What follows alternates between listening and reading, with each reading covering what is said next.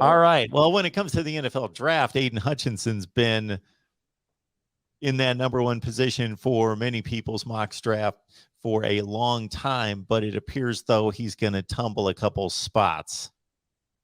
Yeah, and the thing is that I think there still could be. He still has a chance at that number one pick, but all the reports are and the betting odds, which everyone follows, I think close enough because Vegas knows everything, right? But they all say that he's dropped to number two, and so I wonder, what the reason for that is. One of the things so Daniel Jeremiah, who is a big time NFL draft guy, said he still thinks he's the number one player in the draft.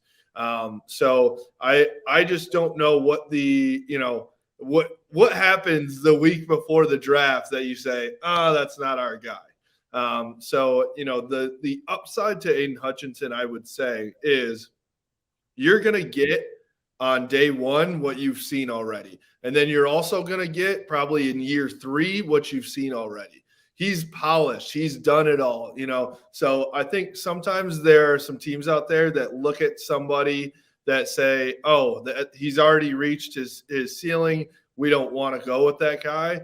But with Aidan Hutchinson, that ceiling's pretty damn good, So that's where I wonder, why, what's all going into that, especially when you put together, his brain, his passion, all those things. It feels like he's got the intangibles as well as the tangibles.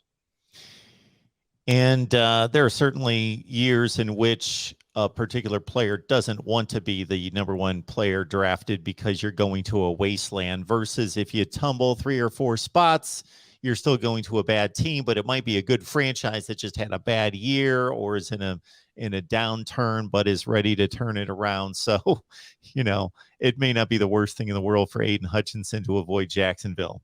Yeah, especially with what's gone on with Jacksonville. Thankfully for him, or thankfully for whoever, they're not going to Urban Meyer in Jacksonville, because Urban Meyer in Jacksonville is not Urban Meyer in Columbus, we all learned.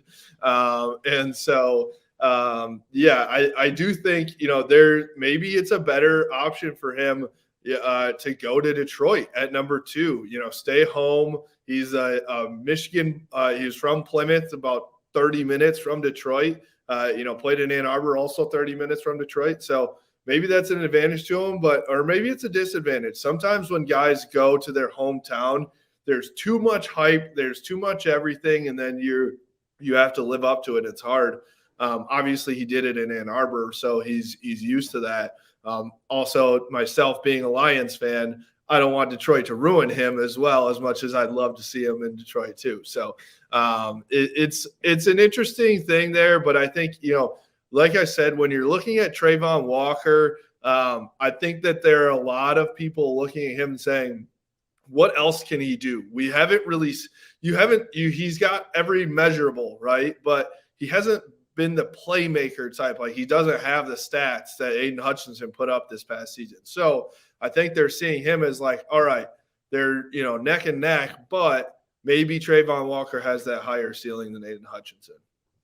Yeah, and he probably does. But to your first point, do you want the guy that's going to step in and be a professional, ready, and maybe he doesn't become the greatest defensive end in the history of the league, versus Right. taking that 1 in 100 shot that this other guy is going to be, in this case, Trayvon Walker, the greatest defensive end in history, but most likely that there's a greater bust side as well, because he's not as polished and hasn't crafted his game. So that's the dilemma of the workout fiends versus the guys that's put it on tape week after week after week.